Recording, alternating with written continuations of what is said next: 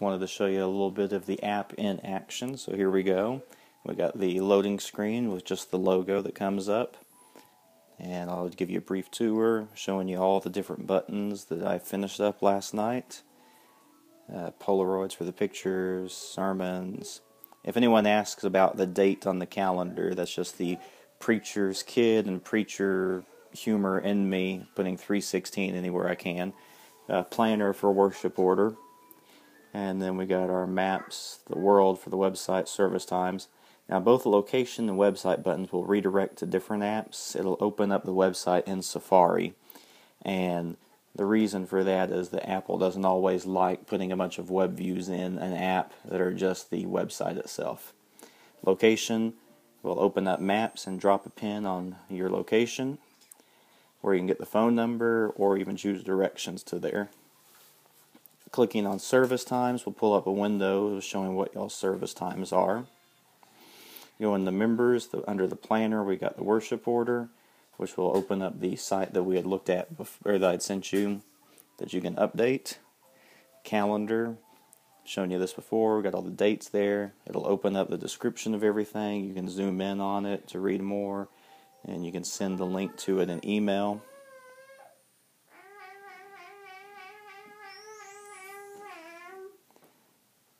Under media, we got our photos with the link that we had looked at before. Under feeds, we got our Facebook page. We've got your blog, the Lakeside news blog, and then the bulletins. And all of these are like the calendar. You can view them and share it over Facebook, Twitter, or email. Home button, you got invite friends, which you've seen a little bit of that email already. Share app does technically the same thing, just with a different link to it. Right now, the link that I have in there is just a placeholder HTML because I don't know what the iTunes link will be.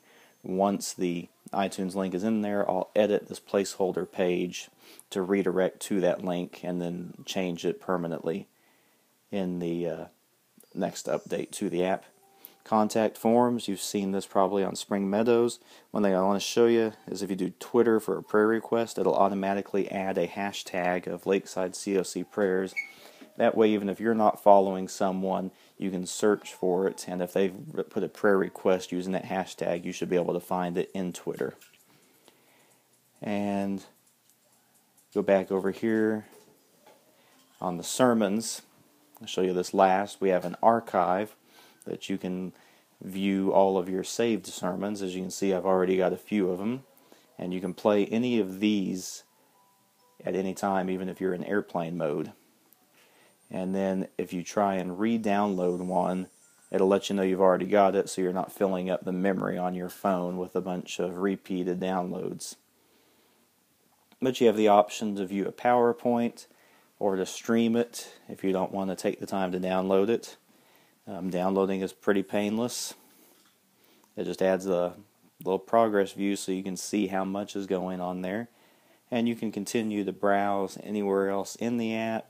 Click other buttons, do stuff, and it'll keep on going. It's getting close to halfway through right there, so we can even close out the app, go back to the maps, maybe play a little Marvel vs. Capcom 2, and go back to there, and it's actually made some progress while you were doing all that. So it's something that as long as you don't pull up the multitasking bar and kill it completely, it'll completely download it. While you're downloading, if you try and get something else, it'll let you know you need to wait a little bit. And so once this finishes, the progress view will go away, and we can go on into the archives. And there it is right there, powerless. So that, I think, will give you a pretty good view of everything. And hope you enjoy it.